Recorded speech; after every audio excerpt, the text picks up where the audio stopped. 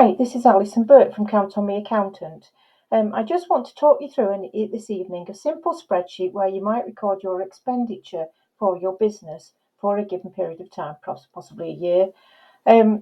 Just before I go any further, let me just say that up in this column here, this spot here, there's an email address and a telephone number where you can get in touch with us.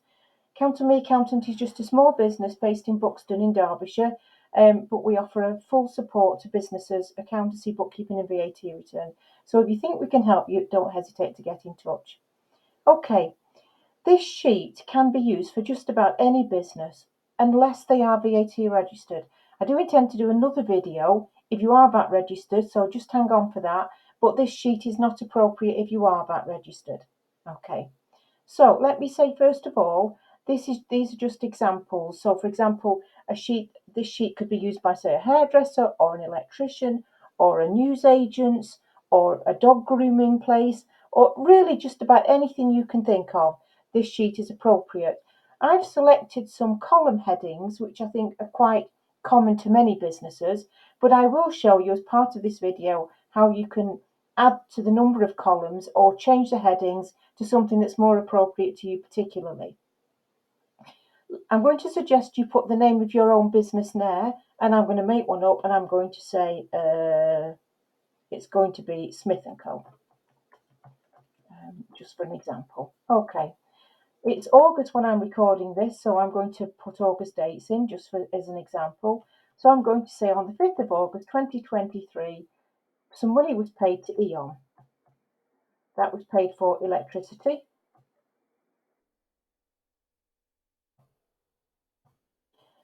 And the amount is entered under the appropriate heading. So utilities is where electricity goes. I'm going to say it was £154, and there you'll see £154 drops into the total column. The next one will say it's the day after, so it's the 6th of August 2023, and I'm going to say it was to British Gas. Again, that's for gas, obviously, and it's going to go into utilities, and I'm going to say it's 189 because we all know how expensive it's all got. So there's two very simple examples where the item that's being paid has clearly got an appropriate column. The next one I'm going to say is the 7th of August 2023, and the amount paid was to a company called Software Company.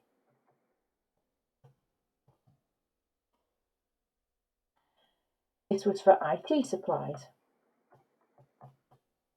Now you will see that along here there is not a column suitable for IT supplies, and that's because this company, your company, may not have many IT supplies. Maybe it's something you only pay for once or twice a year, in which case I would suggest you put it in this column here called Other.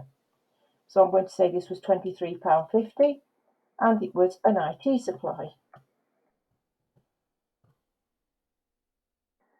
But on the other hand, you may be a company or a business that uses a lot of IT supplies and regularly has to pay for software subscriptions, etc., that would be classed under IT supplies. So it may be more useful to you to have a specific column where IT supplies go, in which case you can either change the name, sorry, I've just realised I spelt wrong there.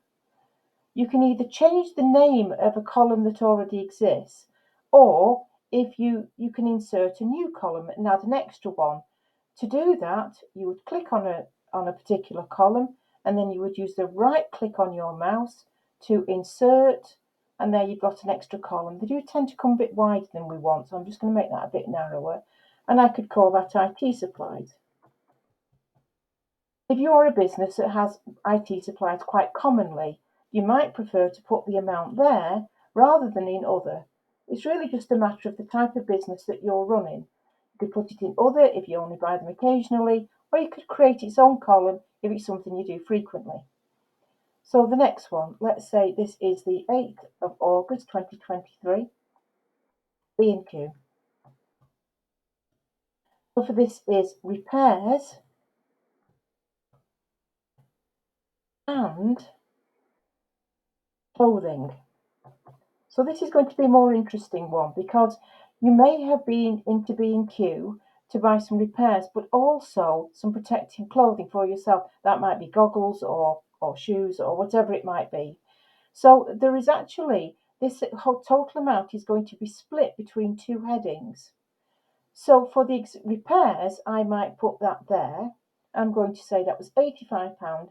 And for something like repairs, where the amounts might be quite high, it's sometimes nice to have a little bit more detail. It's not absolutely necessary, but for some bigger items, you might wish that you'd done that. So I'm going to say it was £85 for a radiator, but you also bought some safety goggles, perhaps, that cost £42. You will see now that the total column is actually the total of the repairs and the work clothes. In other words, it's a total that was spent to B&Q. So that's why this is quite useful. Let's say the next heading is going to be the 9th of August 2023. This was money that was spent to Asda, and it was for petrol.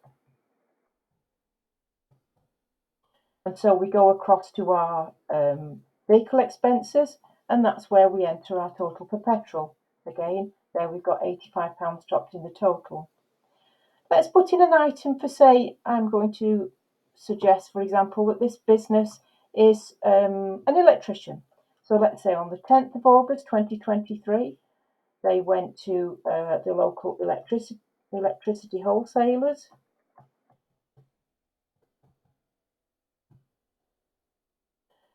Now, this is equipment that they're buying to use for their work. It's not equipment, it might be something like cables and plugs, etc.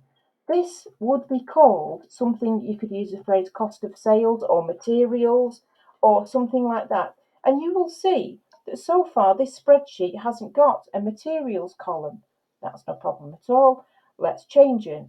So, for example, this business may have mortgage repayments connected to the business rather than the owners, or it may not. Let's assume on this occasion it has not. So we can repurpose that column and we can call it materials. So we've repurposed the column, having made sure there are no other entries in that column, and in that amount we're going to put £175 for materials. So that might be something for an electrical from the electrical wholesalers that an electrician might buy.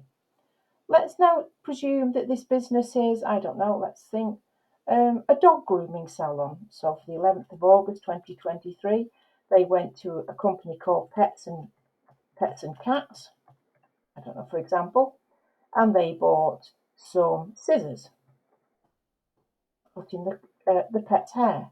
Now, what does that fall under? You wouldn't really call it materials, it's not utilities, equipment.